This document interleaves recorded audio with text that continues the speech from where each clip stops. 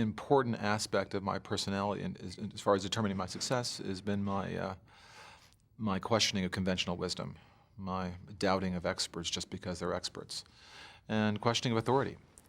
And while that can be very, very painful in terms of your relationship with your parents and your relationship with your teachers, it's enormously useful in life. My life, my personality to my adoption, I do attribute it an awful lot to my relationship with my father, who was a Russian immigrant, came here, was very, very poor, dearly loved this country as only an immigrant can, loved our government as only an immigrant can. He was a pilot in World War II, bomber pilot. He really had the philosophy, my country, right or wrong. He never questioned the government's policies, never questioned authority, and didn't really want me to question authority. I had some teachers when I was very, very young that I thought were telling me things that weren't true. And when I tried to ask questions, they basically wanted me to respond, parrot back what they said. They really weren't interested in a discourse with a child or a debate with a child. They said this was true, and you are smart if you can repeat back to me exactly what I said to you. And I had a real problem with that as well. So I had very strong authoritarian figures both in school and at home, which served as wonderful examples of how not to be. My mom was supportive, and I had a mixture of teachers. Some of the teachers were wonderful, and some of the teachers were awful.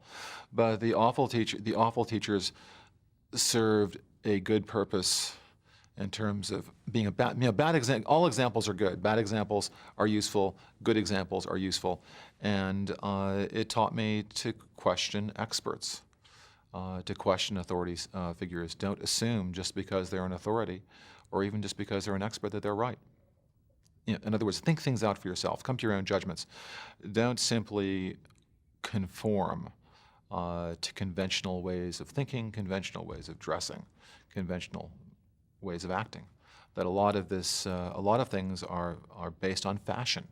Even morality at times is based on fashion.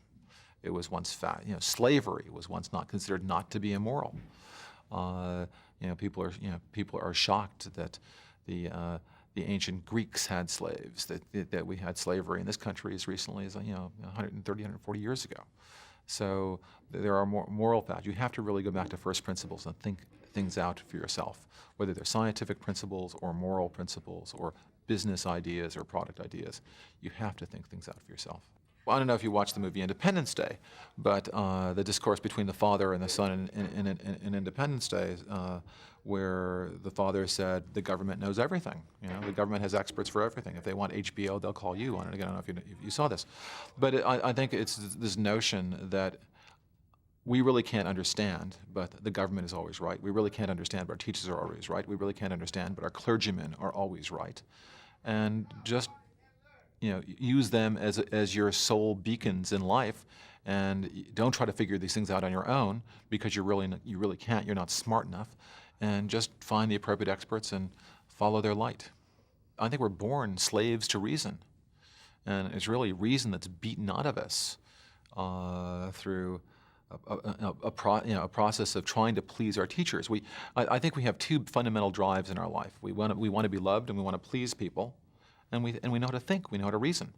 And these are often quite at odds because we're asked to believe certain things, believe certain things are correct. That we have to wear our hair a certain length and dress a certain way. And if you want to be loved, you want to be accepted by your peers, you want to be accepted by your family. And there's a tension there. And sometimes we're pleasing our parents, sometimes we're pleasing our peers. But we're often just conforming to some fashion, figuring out what the group wants from us, and then conforming to that because we want to be accepted and loved. There's this other fundamental drive inside of us where there's often tension between the two, and that is the ability to think, the ability to reason, the ability to come to conclusions as to what works and what doesn't, what's fair and what's not fair, what's right and what's wrong. And when fashion and the pursuit of love is in conflict with reason, too often, fashion, the pursuit of love, wins. In my case, it didn't. I did not give fashionable answers to questions. And that's why, and that's what shocks people. Because when you ask a question, you expect everyone to answer it exactly the same way, In fact, you really don't need to ask the question because this is the fashionable answer. And you know, and whenever you give an answer that you think about it, your own answer, what you really believe to be true rather than the fashion answer, people are sometimes shocked, amused, or even horrified, depending on the question.